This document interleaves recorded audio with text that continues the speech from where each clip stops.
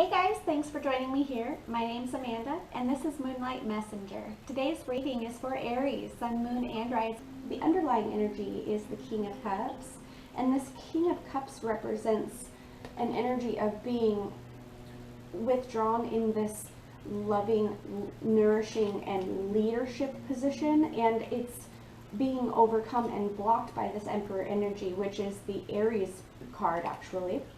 So we are looking at this energy of love being blocked by leadership and passion. There's a lot of leadership here going on for you, Aries, and this is your specific energy that's blocking it. So it could be something that you're struggling to find balance where it concerns love and where it concerns leadership and relationships.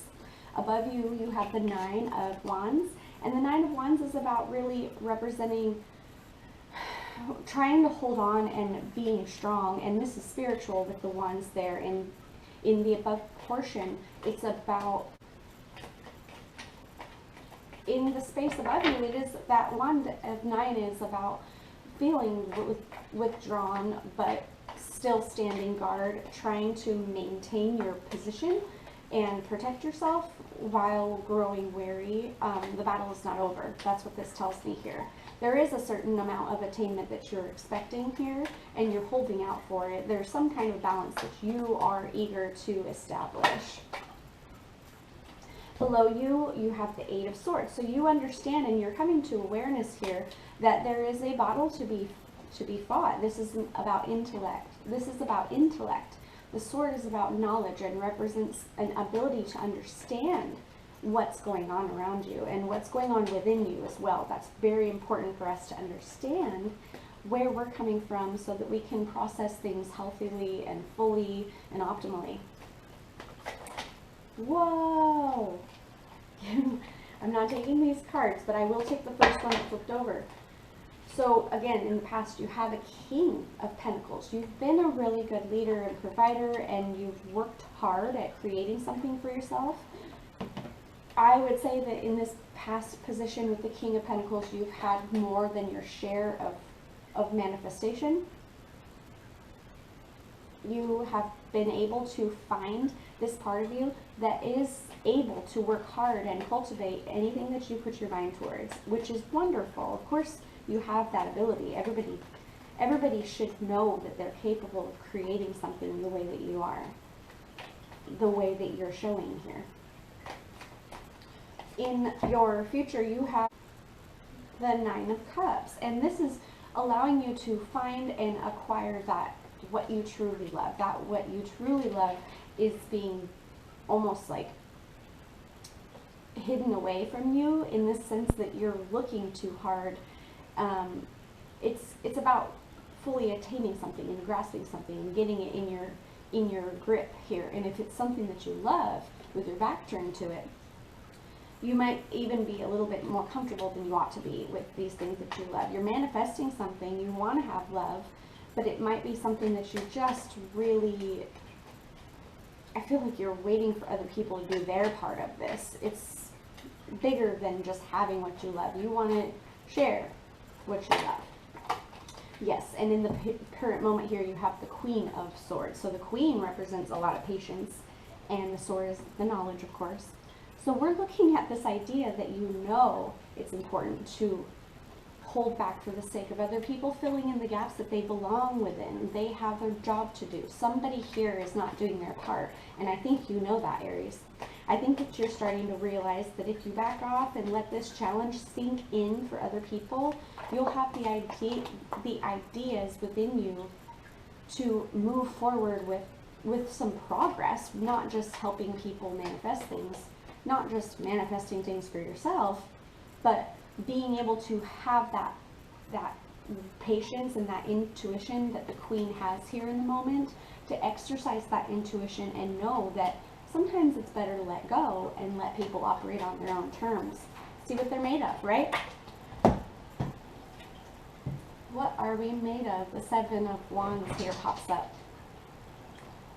The Seven of Wands here pops up because it wants this moment to fight for itself. It's building up this confidence here. It's about you sticking up for yourself spiritually. This is not your responsibility to maintain other people's lives for them. And I'm not sure how clear this is coming across for you guys, but I will say this.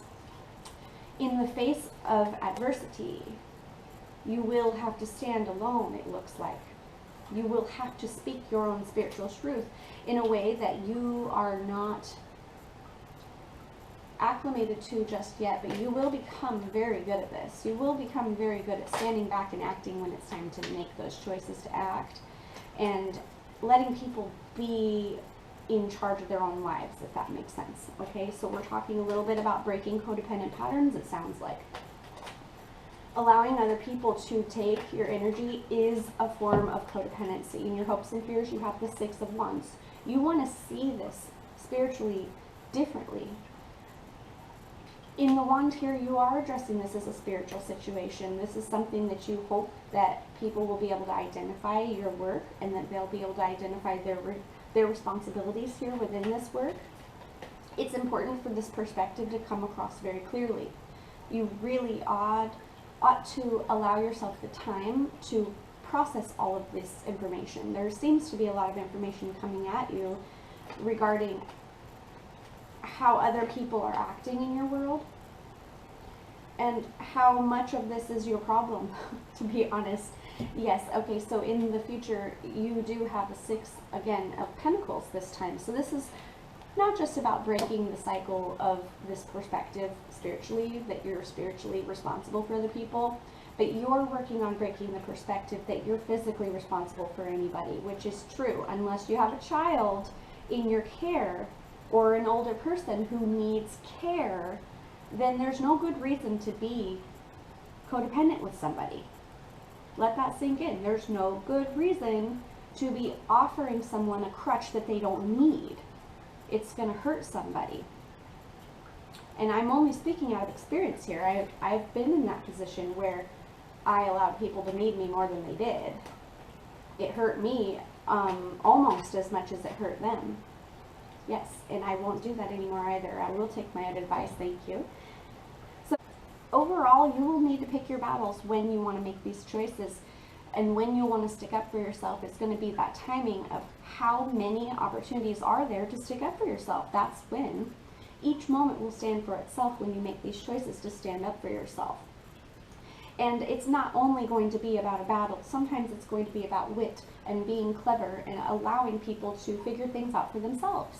And that's really good. That's not mean or nasty. That's very helpful and empowering to allow people to discover their own power. Yes, it is. It's absolutely helpful for people to come to terms with their own work that's needed to be done. In the future, you'll have more time to realize what you love and how much you love it on a true scale, because your spirit won't be divided in this need to fulfill this codependent habit and pattern that's being expressed here. It seems like a lot of gloom here on the table. I know that it seems like it's saying to kick people out of your life. That's not necessarily the case here. I want to clarify that this is really speaking to much more about boundaries rather than exclusion. Okay, if this makes sense, please let me know down below. I just want to make this very clear that identifying with your responsibilities, drawing these boundaries, is not kicking people out of your life. This is allowing people to stand firmly where they belong in your life and empowering one another to fully stand on our own 2 feet. Okay, does this make sense to you guys? I feel like with being Aries, you guys understand that being yourself and having this self-accountability is very important, and we understand together that this is very vital to our own energy sources. Okay, we can't just be giving our energy away to people constantly, and I wouldn't recommend that people take constantly anyone else's energy, because then they're forfeiting their own free will. The reason that I give you advice and multiple streams of information here on this channel is because I want you to keep your free will. I want everybody to use their free will. It's very important. The idea here is not to draw boundaries for no good reason. It's to draw boundaries for our spiritual well-being, our spiritual strength. Consider this spiritual weightlifting, so to speak. When it comes down to it, our soul desires its own drumbeat. Okay? When it comes down to it, we need to find our own power and share the world in that scenario, not to take power from one another. And that's the idea here that we've understood in the past, is we're understanding it more and more as we go forward too, is we really need our own power to sing our individual songs. Okay, I know that sounds corny, but it's true. We need our own power in order to be unique. Okay, and Aries, you have so much power. Don't be giving it away to other people. Use it for something great for yourself. Okay, guys? Thank you so much for tuning in. I hope that this resonated with you guys. I hope that we're drawing boundaries out there that create harmony and healing and wealth for us in our lives. I'm so thankful y'all came by. Thank y'all for stopping in for this message. I'll see you guys in the next reading. Don't forget to like this video before you go and subscribe too. Thanks y'all for watching. Bye!